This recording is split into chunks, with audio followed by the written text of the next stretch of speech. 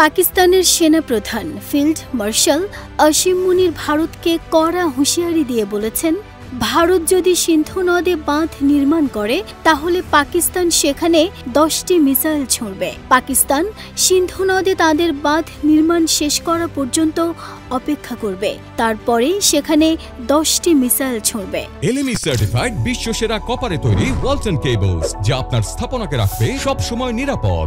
মাত্র 2 মাসের ব্যবধানে দ্বিতীয়বারের মতো যুক্তরাষ্ট্র সফরে গেছেন পাকিস্তানের সেনাপ্রধান, আর মার্কিন মাটিতে দাঁড়িয়েই ভারতের বিরুদ্ধে ছাড়লেন হুঙ্কার।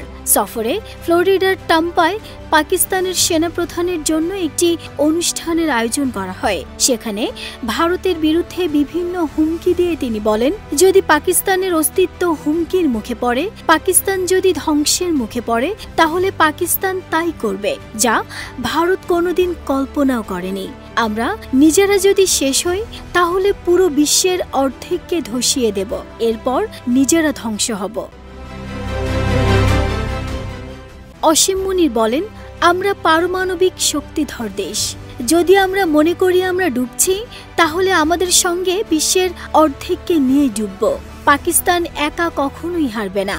চলতি বছরের মে মাসে ভারত ও পাকিস্তানের মধ্যে 4 দিনের সংঘাত হয়। এর আগে গত এপ্রিলে ভারত নিয়ন্ত্রিত কাশ্মীরের পেহেলগামে সশস্ত্র হামলায় 26 জন নিহত হন। ওই হামলার জেরে পাকিস্তানের সঙ্গে সিন্ধু নদ চুক্তি বাতিল করে ভারত। নয়াদিল্লি হুমকি দিয়ে বলেছিলেন, সিন্ধুর পানি আর পাকিস্তানকে দেয়া হবে না। এরপর থেকেই ভারত পাকিস্তান উত্তেজনা চরমে পৌঁছেছে। নাহিদা স্মৃতি, দেশ রূপান্তর।